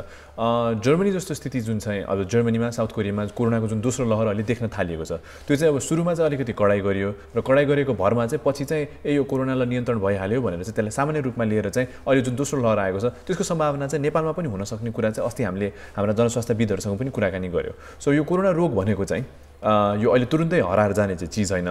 जुन अहिले हामीले लकडाउनमा कडाइ गऱ्यौँ, अहिलेसम्म त एक हिसाबले भन्दाखेरि लकडाउन त औपचारिक रूपमा त कायम नै छ, तर अब लकडाउन अलिअलि खुकुलो भएको स्थितिमा पनि सबैजना जो फिल्डमा हुनुहुन्छ भनौँ अथवा दर्शकहरू नै जो हुनुहुन्छ उहाँहरूले चाहिँ यसलाई हराइहाल्यो, अब हामी पुरानो सामान्य जीवनमा फर्किहाल्न सक्छौँ भनेर चाहिँ फर्किने स्थिति छैन। सायद पत्रकारहरूमा पनि त्यो संवेदनशीलता चाहिँ बिस्तारै हराउँदै गएको हो कि अब कतिसम्म चाहिँ सतर्क हुने भनेर एउटा त्यो तनाव त सबैलाई भइहाल्छ। थाकेका छौँ हामी सबैजना यत्रो दिन भइसक्दाखेरि पनि, तर अब यो थाकेर चाहिँ यो कोरोना पनि थाक्ने त कुरा भएन। सतर्कता त हामीले अपनानै राख्नु पर्यो, भिडभाड चाहिँ अब सकेसम्म अभोइड गरिराख्नु नै पर्यो। सुरक्षाका कुरा गर्दाखेरि चाहिँ अब मास्क लगाउनेदेखि लिएर सेनिटाइजरको बारम्बार प्रयोग, साबुन पानीले हात धुनेको कुराहरू त्यो चाहिँ गरि नै राख्नु पर्यो भनेर चाहिँ हामीले चाहिँ अब जोड दिनु नै पर्ने हुन्छ जनसङ्क्रमणको सङ्ख्या बढ्दाखेरि चाहिँ। अहिले सुब्रत पक्कै पनि अघि हाम्रो वीरगञ्जबाट उपेन्द्रजी र यता फोटो जर्नलिस्ट निशाजीले जसरी भन्नुभयो नि, कोरोनाले पत्रकार चिन्दैन वा जर्नलिस्ट भनेर यसले अछुतो हुने कुरा हुँदैन। सुरक्षाकर्मी, स्वास्थ्यकर्मी सबै क्षेत्रमा यसको सङ्क्रमित भइरहेको अवस्थामा चाहिँ सञ्चारकर्मीहरूले अलिकति सावधानी अपनाउनु पर्ने र त्यसका कतिपय बाध्यात्मक परिस्थितिहरू पनि हुन सक्छन्। त्यस्ता कुराहरूमा चाहिँ अलिकति आफूले पनि आफ्नो व्यक्तिगत सुरक्षामा, आफ्नो स्वास्थ्य सावधानीमा, आफ्नो अलिकति इक्विपमेन्ट्सहरूको प्रयोग गर्दाखेरि वा कति प्रायोरिटी कस्तो राख्ने, कस्तो ठाउँमा जानै पर्ने हो वा कस्तो ठाउँमा कसरी प्रयोग गर्न सकिन्छ भन्ने कुराहरू चाहिँ अपनाउनु पर्ने देखियो। यही विषयमा अलिकति पत्रकारहरूले अपनाउनु पर्ने सावधानी, पत्रकारहरूको सुरक्षा संवेदनशीलताको प्रसङ्ग, राज्यले हेर्नुपर्ने कुरा वा पत्रकारका कतिपय यो पत्रकारिता क्षेत्रलाई नियम गर्ने निकायहरूको कस्तो खालको अवस्था हुन्छ भन्ने विषयमा कुराकानी गर्नको लागि चाहिँ नेपाल पत्रकार महासङ्घको पूर्व अध्यक्ष समेत रहनुभएका पत्रकार धर्मेन्द्र झा हाम्रो सम्पर्कमा हुनुहुन्छ। उहाँलाई स्वागत गरौँ। धर्मेन्द्रजी, यहाँलाई स्वागत छ। धर्मेन्द्रजी सुनिरहनु भएको छ? धन्यवाद। धर्मेन्द्रजी, पछिल्लो समय जसरी विषम परिस्थितिमा वा यस्तो खालको एउटा महामारीको बेलामा पत्रकार वा सञ्चारकर्मीहरूको जिम्मेवारी वा अलिकति अहम भूमिका पनि हुन्छ, यस्तो अवस्थामा एकातिर महामारी, अर्कोतिर सञ्चारकर्मको उपादेयता वा यसको महत्त्व कसरी बुझाउनुहुन्छ आम दर्शकहरूलाई? होइन, त्यो मिडियाको सञ्चारकर्मको अवस्था भनेको प्रत्येक समयमा, प्रत्येक कालखण्डमा अत्यन्तै महत्त्वपूर्ण हुन्छ। अझै यो सङ्कट परेको बेलामा, समस्या परेको बेलामा चाहिँ सञ्चारकर्मको महत्त्व, सूचनाको महत्त्व अझै बढेर जाँदो रहेछ भन्ने कुरा चाहिँ पछिल्लो अवस्थामा हामी कहाँ जुन यो कोभिडको अवस्था देखिएको छ यसले अझै बढी प्रमाणित गरेको छ। सूचना चाहिँ जहिले पनि के भनिन्छ भन्दाखेरि सूचनाको महत्त्व समयसँग हुन्छ। तत्काल जुन समयमा सूचना चाहिएको छ त्यही समयमा सूचना पाइएन भनेदेखि चाहिँ पछि पाइएको, ढिलो पाइएको सूचनाले कुनै अर्थ राख्दैन, धेरै महत्त्व राख्दैन भन्ने गरिन्छ। अहिले कोभिडका सम्बन्धमा चाहिँ कोभिडसँग जोडिएका कुराहरू, कोभिडबाट बच्ने उपायका कुराहरू, कोभिडबाट प्रभावित भन्ने कुराहरू जुन छ त्यो चाहिँ अहिले अत्यन्तै महत्त्वपूर्ण भएर गएको छ सञ्चारकर्ममा पनि। तपाईँले भन्नुभयो जस्तै एकातिर हामी अत्यन्तै बढी जोखिममा छौँ, पत्रकारहरू एक्सपोज हुने स्थितिमा छ, कुन बेला को समस्या पर्न सक्छ थाहा छैन। अहिले हामी कुराकानी गरिरहेका छौँ, तपाईँ हामी आफै पनि कुनै बेलामा यो कोभिडसँग एक्सपोज हुन सक्ने स्थिति हुन सक्दछ। र यो जोखिम मोलेर पनि पत्रकारहरूले सञ्चारकर्म गरेर सूचनाको आपूर्ति गरेर आफ्ना दर्शकलाई, आफ्ना उपभोक्तालाई चाहिँ उपलब्ध गराएर मलाई लाग्छ दायित्व निर्वाह गरिरहेको अवस्था छ, गर्नु पनि पर्छ। धर्मेन्द्रजी, पछिल्लो समय जसरी वीरगञ्जमा केही पत्रकारहरूलाई सङ्क्रमण भएको अवस्था पनि देखियो, यसका हिसाबले पनि जस्तै अरू धेरै क्षेत्रहरूमा नि पत्रकारहरू विभिन्न ठाउँमा अस्पताल होस् वा कोरोनाबाट सङ्क्रमित भएका उपचार भएका ठाउँहरूमा जाने कुरा, कतिपय भिडभाडमा जानुपर्ने त्यस्ता बाध्यात्मक परिस्थितिहरू हुन्छ। यस्तो अवस्थामा अलिकति पत्रकारहरूले अपनाउनु पर्ने सावधानीको कुरा वा पत्रकारहरूले अलिकति फलो गर्नुपर्ने सेफ्टी मेजर्सहरू के हुन् जस्तो लाग्छ यहाँलाई? होइन, अहिले निश्चित अहिले तपाईँको के छ भन्दाखेरि हामी पत्रकारले पिपी लगाउने कुरा कति सम्भव हुन सक्छ। अहिले विश्वभरि देखिएको भनेको पिपी हो। पिपी चाहिँ के छ भन्दाखेरि खास गरी यो स्वास्थ्य कर्मीहरूका लागि हो। यो हाम्रो लागि त्यति बढी उपयोगी नहुन सक्छ, लाउनलाई गाह्रो, यसरी के छ भन्दाखेरि आवश्यकता पनि त्यति बढी हुँदैन। तर हामीले तत्कालका लागि हामीले गर्नुपर्ने कुरा के छ, जुन सामान्य कुराहरू हामीले साबुन पानीले हात धुनै पर्छ लगातार कन्टिन्यू रूपमा गएर, हामीले यो सेनिटाइजरको प्रयोग गर्नै पर्ने हुन्छ। त्यसपछि गएर फिल्डमा हेर्दा के भनिन्छ भन्दाखेरि यो खास गरी मुख अनुहार जुन छ त्यहाँबाट बढीभन्दा बढी यो जान सक्छ। त्यसले गर्दाखेरि मुखलाई फेस कभर गर्नुपर्छ भनेर भनिन्छ। त्यसरी नै कपाल यो टाउको पनि कभर गर्नुपर्ने स्थिति हुनसक्छ होइन। मान्छेको दूरी चाहिँ के छ भने 1.5 मिटर दूरीमा चाहिँ हामीले काम गर्नुपर्ने हुन्छ। यी सामान्य कुराहरू हुन् र मुखमा मास्क लाउनु पर्ने स्थिति हो। अरूसँग कुरा गर्दाखेरि पनि र आफूले अरूसँग डिल गर्दाखेरि पनि उसको मास्क लाउनु पर्ने कुरा हो। तर यति हुँदा हुँदै पनि कहिलेकाहीँ मास्क लगाएको नमिल्न सक्छ। अब यसको के छ मास्क पनि लगाएको मिल्नुपर्छ अरे के तपाईँको। यति जुन मैले यति कुरा गरेँ त्यो चाहिँ सामान्य सेफ्टी मेजर भनिन्छ। तर यति सेफ्टी मेजर हुँदै पनि हामीलाई मास्क लाउनुपर्छ भन्ने थाहा छ। तर कहिलेकाहीँ मास्क लाउने तरिका नपुग्दाखेरि समस्या उत्पन्न हुन सक्छ। हामीलाई हात धुनुपर्छ भन्ने कुरा थाहा छ। तर हामी 20 सेकेन्ड नपुर्याउँदाखेरि यदि थोरै हात धुँदाखेरि त्यसले समस्या उत्पन्न हुन सक्दछ। हामीले मान्छे भेट्दाखेरि के छ अलिकति दूरी राखेर भेट्नुपर्छ भन्ने हामीलाई थाहा छ। तर कहिलेकाहीँ के छ हामीले दूरी राख्दै पनि सामुन्नेको मान्छेले दूरी कायम नगरिदिँदाखेरि समस्या उत्पन्न हुन सक्छ होइन। यी सबै यस्ता स्थितिको जोखिमका अवस्थाहरू हुन्। जो मैले अघि नै भने हामीले सेफ्टी मेजर अपनाउँदै पनि कहिलेकाहीँ हामी आफै पनि एक्सपोज हुन सक्ने स्थिति हुनसक्छ। मैले भने अब हामी अवेर छौँ, कुराकानी गरिरहेछौँ, तर सायद एकछिनपछि हामी आफै पनि एक्सपोज हुन सक्ने अवस्था हुनसक्छ। तपाईँ एक्सपोज हुन सक्ने अवस्था हुन सक्नुहुन्छ। त्यसले गर्दाखेरि यो जोखिमलाई त हामीले मानेर हिँड्नुपर्छ होइन। तर हामीले आत्तिनुपर्ने स्थिति छैन। अब यस्तै समस्याहरूबाट नै हामीले पार पाउँदै जाने हो। यो समस्या छ भन्दैमा सञ्चारकर्म छोड्ने कुरा पनि भएन। तर जान के छ भन्दाखेरि रिस्क मोल्ने खतरा मोल्ने कुरा पनि गर्न भएन हामीले। त्यसैले यी सेफ्टी मेजरहरू अपनाएर हामी फिल्डमा जाउँ।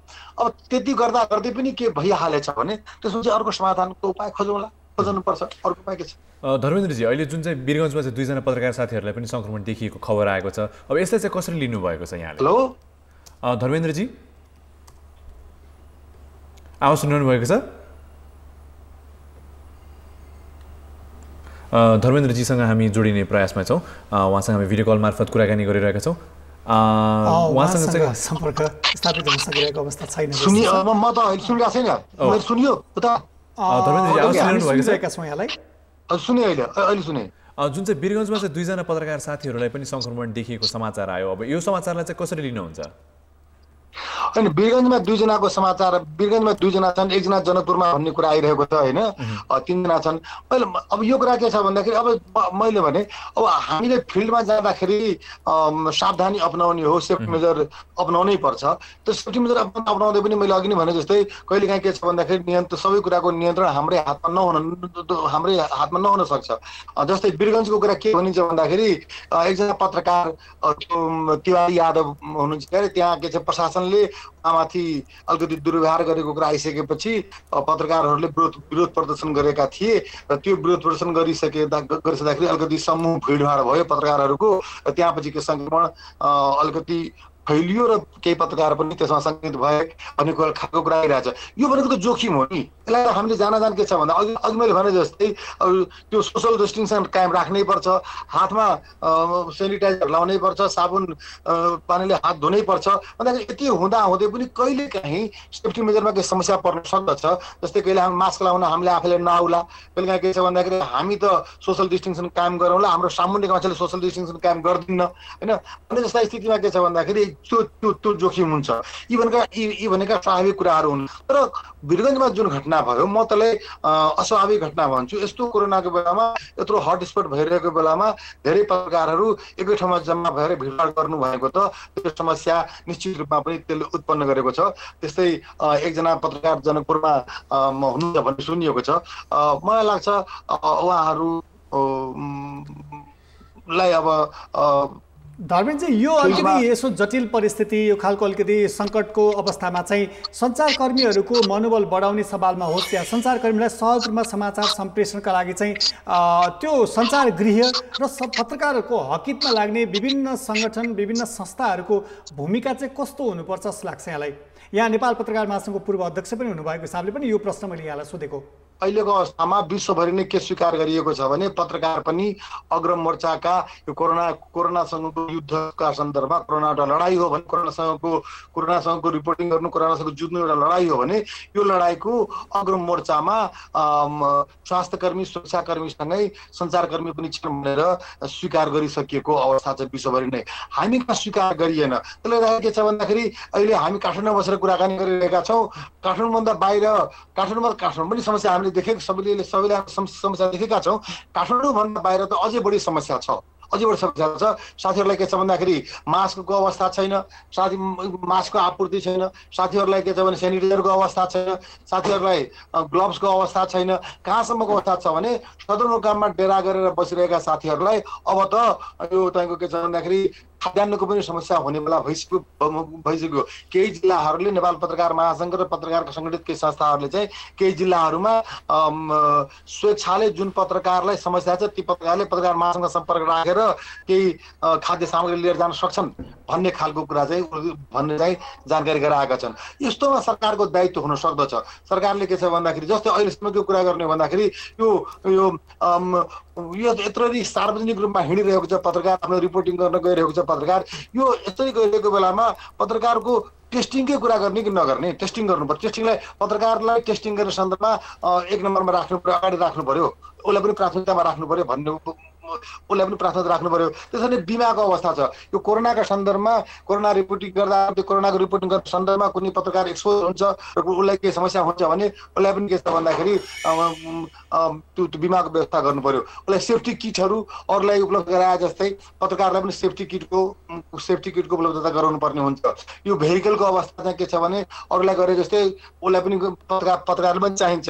यस्ता कुराहरू छन् र त्योभन्दा मूल कुरा के छ भन्दाखेरि पत्रकारको मनोबल बढाउनु पर्यो। मैले अघि जति पनि कुरा गरेँ यी सबै कुराहरूका आधारमा मात्र पत्रकारको मनोबल बढ्ने कुरा हो। तर केही पनि काम नगर्ने र फिल्डमा जा भनेर मात्र भन्न पनि सकिँदैन। र यो मनोबल बढाउने काममा चाहिँ यी कुराहरू गराउने काममा चाहिँ सञ्चार माध्यमको पनि उत्तिकै भूमिका हुन्छ। सरकारले पनि एउटा नीतिगत रूपमा निर्णय गर्नु पर्यो। सरकारले पनि काम गर्न सक्नु पर्यो र मलाई लाग्छ पत्रकार स्वयंले पनि आफ्ना बारेमा सोच्न जरुरी छ जस्तो लाग्छ मलाई। हस् धर्मेन्द्रजी, आफ्नो अनुभव र महत्त्वपूर्ण सुझावहरूको लागि यहाँलाई धेरै धेरै धन्यवाद। धन्यवाद। सुप्रल, उहाँले जसरी भन्नुभयो भने एउटा चाहिँ पत्रकारले पनि आफूले अपनाउनु पर्ने सावधानी कुरा, अर्को सञ्चार गृह र सरकारका साथसाथै कतिपय परीक्षणका हिसाबले पनि, जस्तै अघि निशाजीले भन्नुभयो मैले RDTO ऱ्यापिड डायग्नोस्टिक टेस्ट चाहिँ गरेँ, अब PCR पनि टेस्ट गराउँछु, मैले सुरक्षित लगेको छु भन्नुभएको छ। साथसाथै अरू पत्रकारहरू पनि जो कार्यक्षेत्रमा खटिएको हुनुहुन्छ, जो त्यस्तो खालको जोखिमयुक्त ठाउँमा पुग्नु भएको छ, उहाँहरू र अन्यत्रका लागि पनि परीक्षण चाहिँ अलिकति गर्नुपर्छ भन्ने खालको कुरा पनि आएका छन्। यसमा चाहिँ अलि सम्बन्धित निकायले वा स्वास्थ्य मन्त्रालय होस् वा नेपाल पत्रकार महासङ्घ वा हाम्रो सञ्चार मन्त्रालय यी कुराहरूको यी क्षेत्रको चाहिँ अलिकति ध्यान आकर्षण हुन जरुरी जस्तो देखिन्छ होइन? परीक्षणको जुन चाहिँ दर चाहिँ अझ बढाउनु पर्ने देखिन्छ। आजसम्मको दिनमा चाहिँ जम्माजम्मी 19,000 PCR परीक्षण चाहिँ भएको छ। अब विशेष त चाहिँ जो जोखिमपूर्ण ठाउँहरूबाट फर्किनु भएका नेपाली जो नागरिकहरू हुनुहुन्छ उहाँहरूलाई चाहिँ प्रायोरिटीमा राखेर र साथसाथै फिल्डमा खटिने अब सुरक्षाकर्मीदेखि लिएर सञ्चारकर्मीहरूको चाहिँ यो PCR को यो टेस्टिङको लागि चाहिँ अगाडि बढाउनु पर्ने चाहिँ देखिन्छ, दर बढाउनु पर्ने। सुप्रल, हामीले जसरी यो पत्रकारिताको यो जोखिमयुक्त जसरी बनिरहेको छ वा पत्रकारहरू सङ्क्रमित पनि भइसकेको अवस्थामा के कस्ता सावधानी अपनाउनु पर्ने वा उनीहरूको चुनौती के छन् भनेर कुराकानी गरिरहँदा र हाम्रो फेसबुक मार्फत कान्तिपुर टिभीको फेसबुक पेजमा सेयर गरेको भिडियोमा केही प्रतिक्रियाहरू पनि आएका छन्। एक क्रममा विकास चित्रकारजीको एउटा प्रतिक्रिया चाहिँ यहाँ मैले राख्न चाहे त। उहाँले लेख्नु भएको छ, कोरोना नामक यस तेस्रो विश्वयुद्धमा स्वास्थ्यकर्मी, पत्रकार र सुरक्षा निकायका व्यक्तिहरू पर्दछन् र पुलिस र पत्रकारहरू आफैले सुरक्षाको उपाय अपनाएको देखिँदैन, जस्तो कि मास्क, पन्जा, चस्मा, PPE कसरी लगाएको देखिँदैन। माइकको दूरी अलि सेल्फ स्टिक चाहिँ राम्रो हुने थियो भनेर अलिकति दूरी माइकहरू टाढा राखेर त्यस्तो खालको अभ्यास अपनाए चाहिँ राम्रो देखिन्थ्यो भनेर उहाँले सुझाव दिनुभएको रहेछ। यी कुराहरूमा जसरी हामीले कुराकानी गरिरहेका छौँ, कतिपय मानिसहरूको अनुभव पनि सुनिरहेका छौँ। अहिलेलाई एकछिन समय भएको छ ब्रेकको, त्यसपछि पुनः फेरि पत्रकारिता र उनीहरूले भोगिरहेको समस्याका साथसाथै के कस्ता सावधानीहरू हुन सक्छन् भन्ने विषयमा कुराकानी गर्नेछौँ। हामी सँगै रहनुहोला।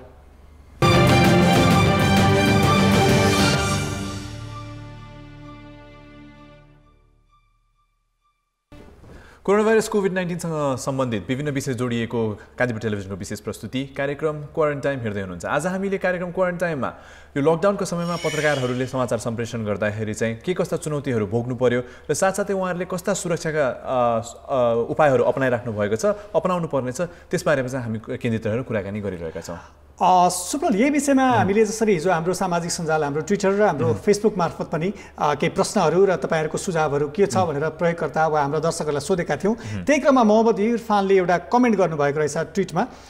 उहाँको ट्विट पढिहालौँ है त। अब पत्रकारहरूलाई पनि पिपी लगाएर मात्रै फिल्डमा जानुपर्छ र यसको व्यवस्था सम्बन्धित संस्था या पत्रकार महासङ्घले तुरुन्त गर्नुपर्छ।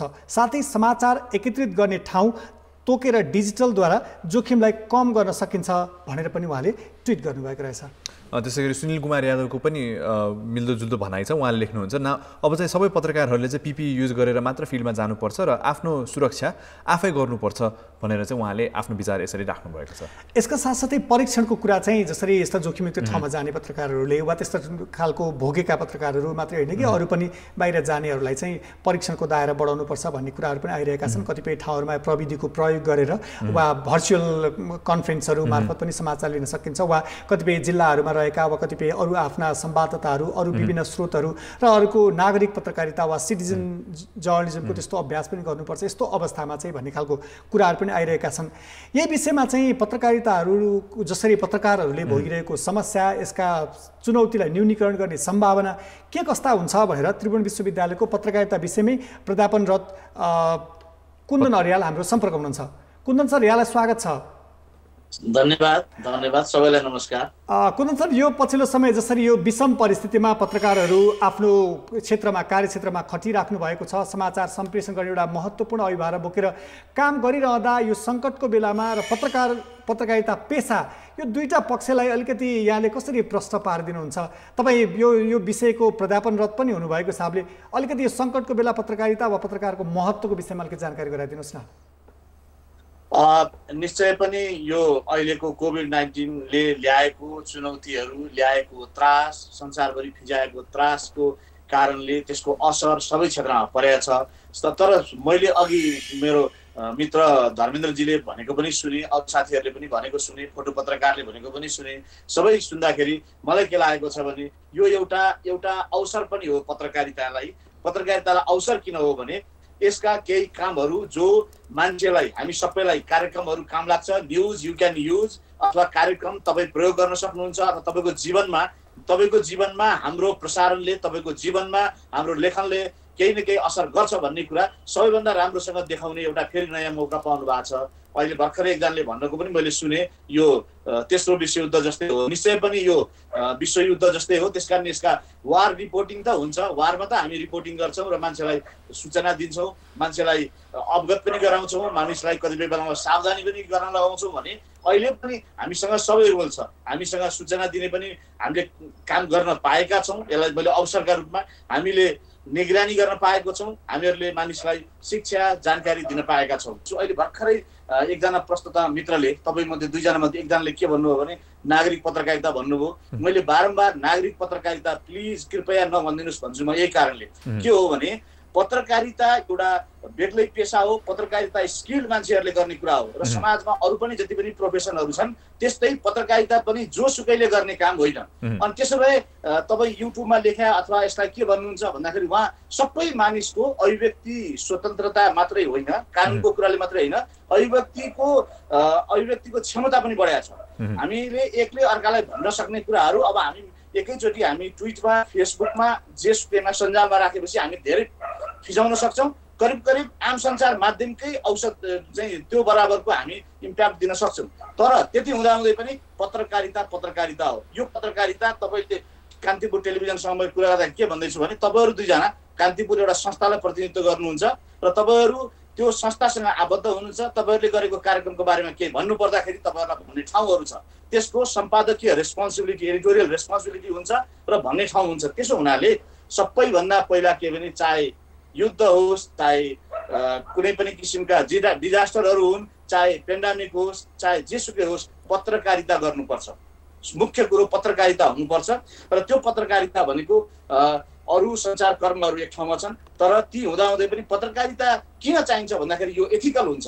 मैले एथिकल किन भन्छु भने पत्रकारले भन्ने बित्तिकै यो संस्थागत हुन्छ र हामी पत्रकारहरू तपाईँले त्यहाँ केही बोल्नुभयो भने पनि म पनि रेस्पोन्सिबल हुन्छु। तपाईँले त्यहाँ बोलेको कुरालाई तपाईँको सम्पादक त रेस्पोन्सिबल हुनुहुन्छ नि, तपाईँको संस्था साथसाथै म पनि पत्रकारको हिसाबले हाम्रो एउटा चाहिँ जुन पत्रकारहरूको सामूहिक व्यावसायिक आचार संहिता छ, हामीले के गर्ने र के नगर्ने भएका छौँ। त्यसो हुनाले यो एम्युचर खालको संसार कर्म, यो अलिकति सोखको लागि गर्ने अथवा तपाईँले भन्नुभयो युट्युबको भ्युअरहरू बढाउनलाई गर्ने, यी सब कुराहरू त आफ्नो ठाउँमा रहन्छन्, सबैका स्वतन्त्रता एकातिर होला नै, तर कतै न कतै समाज चाहिँ असल सूचनाहरू, अफवाह विरुद्धका चाहिँ सूचनाहरू र जानकारीहरू र अथेन्टिसिटी र आधिकारिक कुराहरूको लागि चाहिँ पत्रकारितामा भर पर्ने वातावरण हुनुपर्छ। म व्यक्तिगत रूपमा र संसारभरिको अहिले जति यो फ्रिडमको युगमा पनि मानिसलाई अफवाहहरूबाट पीडित हुन नदिनको लागि, मानिसलाई सूचनाको एकदमै धेरै ओभरलोडेडमा पनि फेरि नअल्मलिन दिनको लागि पत्रकारिताका संस्थाहरूले राम्रोसँग पत्रकारिता गर्नुपर्छ, पत्रकारहरू अग्रसर हुनुपर्छ र यो पत्रकारिताले नै समाजमा मानिसलाई भरोसा दिलाउने भएको हुनाले अरू खालका यस्ता सञ्चार कर्मले मात्रै हुँदैन, त्यो अल्टरनेटिभ होइन मैले भन्न खोज्छु।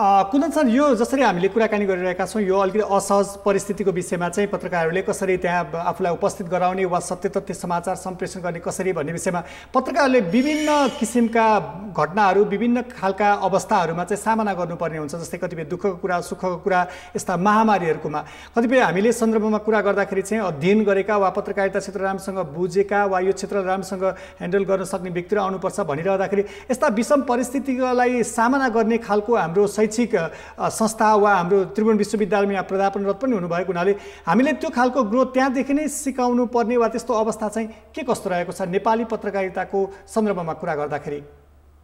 हामीले सामान्यतः म अहिले देखिरहेको छु कोरोनाको रिपोर्टिङ गर्दाखेरि, कोरोनाको सामग्री आउँदाखेरि हामीहरूले अत्यन्त सावधानी हुनुपर्ने 2-4वटा क्षेत्रहरू रहेछ र हामीसँग समाजले केही माग पनि गरिरहेको रहेछ जहाँ हामी नडराइकन अगाडि बढ्नुपर्ने रहेछ।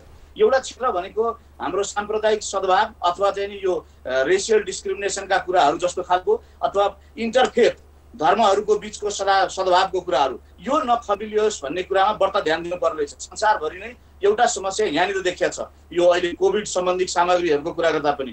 अर्को कुरो भनेको अफवाहहरू आउँछन्, अफवाहहरू फैलिन अहिलेको समयमा सजिलो छ किनकि सामाजिक सञ्जाल छ, किनकि सामाजिक सञ्जालमा चाहिँ एडिटेड कन्टेन्ट जाँदैन। सामाजिक सञ्जाल जोसुकै व्यक्तिलाई पनि लहरमा लाग्यो भने के पनि लेख्न सक्छ र त्यो अगाडि बढ्न सक्छ। यी सबै यो अफवाह फैलिने एउटा माध्यम पनि ज्यादै प्रभावकारी भएको हुनाले अब त्यसो भए केमा भर पर्ने भन्दाखेरि अब पत्रकारितामा भर पर्ने। कस्तो पत्रकारितामा? संस्थागत पत्रकारितामा। कस्तो पत्रकारितामा? जहाँ चरण सम्पादन हुन्छ, जहाँ हरेक व्यक्तिहरू चाहिँ बाहिर जाने कुराहरूबाट हामी एकदमै यसको नराम्रो असर एडभर्स इफेक्टहरू नपरोस् भनेर सचेत हुन्छौँ। तपाईँहरू जस्तो अथवा संस्थागत मिडियाहरू, त्यो मिडियाहरूको दायित्व अझ बढेको छ। त्यसमा मैले अघि भने इन्टरफेथको कुरा देख्दैछु म। यो समस्याको रूपमा आउन सक्छ कहिलेकाहीँ, खास रिलिजन अथवा खास समुदायले मात्रै फैलाएको अथवा यस्तो गरेको भन्ने खालको अथवा कुनै जाति विशेषमा यस्तो हुन्छ भन्ने खालको, त्यसलाई हामीहरूले ख्याल गर्नुपर्छ होला। अर्को एथिकल कुराहरू, अफवाहको कुरामा ख्याल गर्नुपर्छ होला। अर्को भनेको हाम्रो दायित्व एकदमै दायित्व कोरोना करप्सन भन्न थाल्यो, एउटा फ्रेज नै आउन थाल्यो नयाँ, कोरोना करप्सन। किन भन्दाखेरि कोरोनाको नाउँमा, कोरोनालाई नियन्त्रण गर्ने नाउँमा अथवा यसलाई पत्ता लगाउने नाउँमा, यसलाई चाहिँ यसको निर्मूल गर्ने नाउँमा संसारभरि नै एकदमै ठुलो पैसा यसमा छुट्याइएको छ। रिसर्चको नाउँमा एकदमै ठुलो पैसा छुट्याइएको छ र यो पैसा ठिक ठाउँमा लागेको छ कि छैन, यो पैसा ठिक काममा उपयुक्त ढङ्गले उपयोग भएको छ कि छैन भनेर सर्भिलेन्स गर्ने, हेर्ने, निगरानी गर्ने जिम्मा कसको हो त? यो निगरानी गर्ने जिम्मा पत्रकारकै हो, पत्रकारिताको हो। त्यस हुनाले एकदमै हामीले एकातिर आफ्नो विश्वसनीयता पनि अत्यन्त बढाउनु परेको छ, एकातिर हामीहरूले मानिसलाई दिनका दिन कोभिडका सामान्य बिहेभियर चेन्ज भन्छौँ नि हामी, व्यवहार परिवर्तनका कुराहरू, हात धुनेदेखि लिएर यावत कुराहरूमा पनि हामीहरूले बताउनु पर्ने छ। त्यसमा हामी सरकारहरूसँग हामी कोलाबोरेट त्यहाँनिर चाहिँ हाम्रो सरकारहरूसँग एकदम सहयात्रा हुन्छ। तर बेला बेला फेरि यो करप्सनको कुरामा, अनियमितताको कुरामा अथवा चाहिँ नन सिरियस एटिच्युड छ सरकारहरूको भने अथवा निकायहरू कुनै पनि निकायहरूको छ भने त्यहाँनिर चाहिँ फेरि क्वेसन उठाउँदाखेरि अलिकति टसल हुने सम्भावना छ। यी सबै कुराहरू नै अहिले कोभिडको सन्दर्भमा आएका कुराहरू जस्तो लाग्छ मलाई। कुन्दनजी, अर्को कुरा चाहिँ अब दङ्गा आन्दोलनको बेलामा चाहिँ पत्रकारहरूको सुरक्षाबारे चाहिँ धेरै कुरा उठ्छ।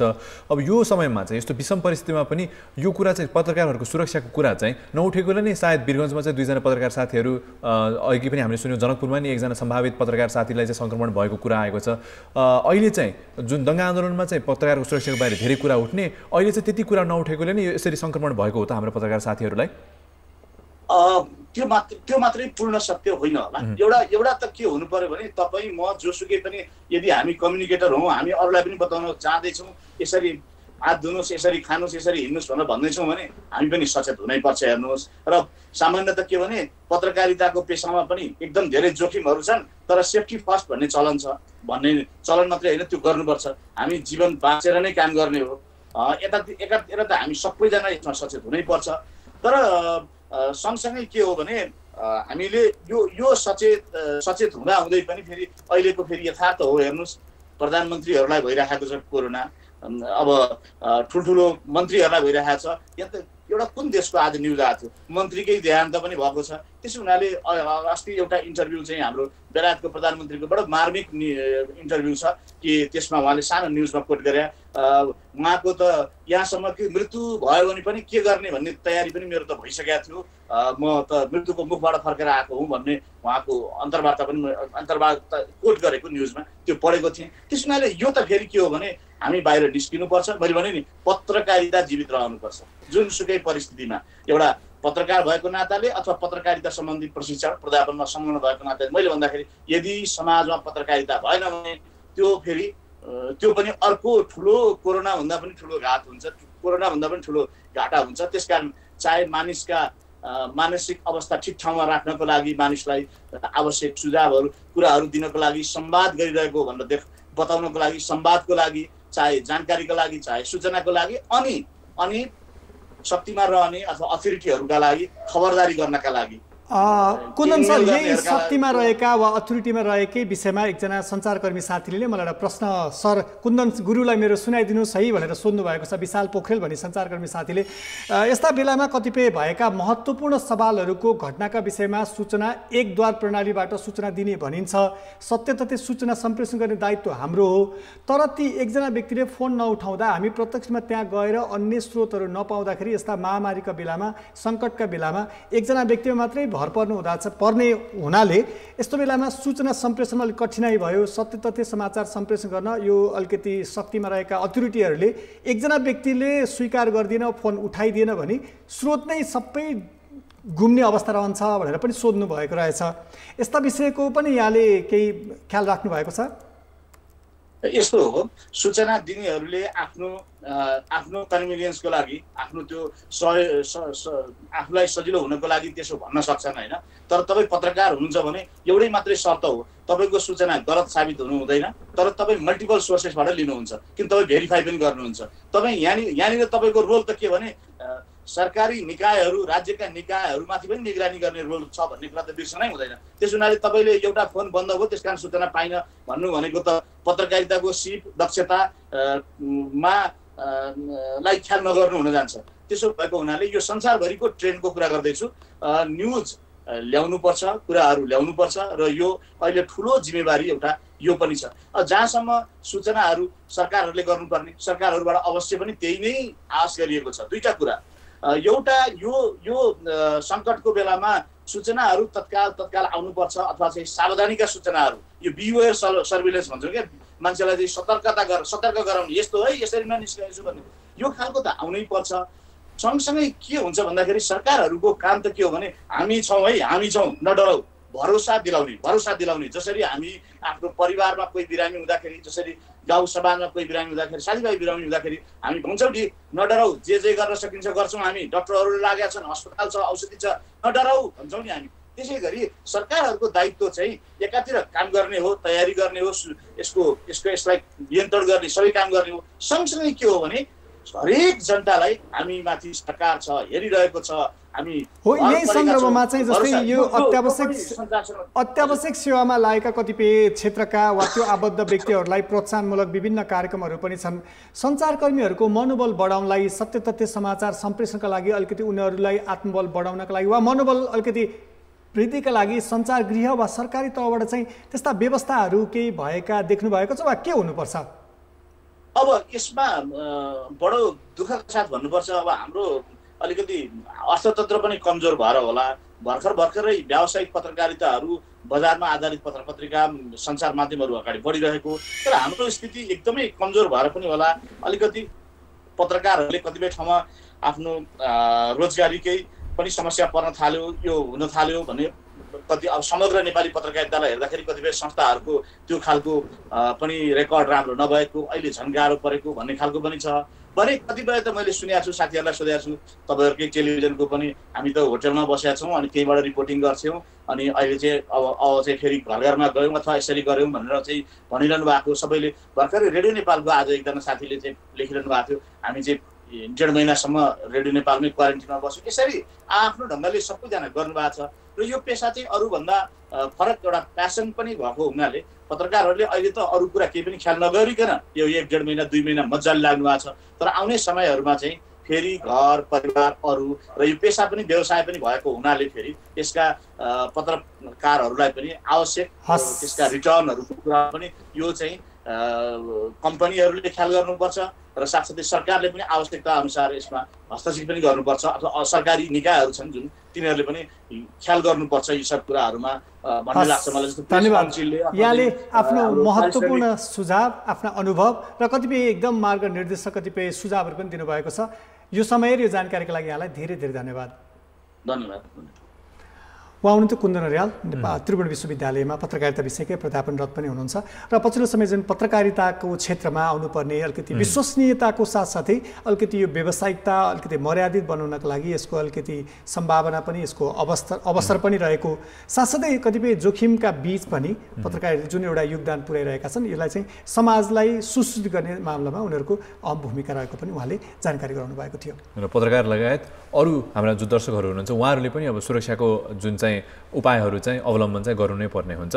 अब यो लकडाउन खुकुलो भएको बेलामा पनि सुरक्षाको चाहिँ जुन चाहिँ उपायहरू हामीले बारम्बार जोड दिइरहेका छौँ, व्यक्ति बिचको दूरी, हात धुने, मास्कको प्रयोग गर्ने, यो चाहिँ गरि नै राख्नुपर्ने जस्तो हुन्छ।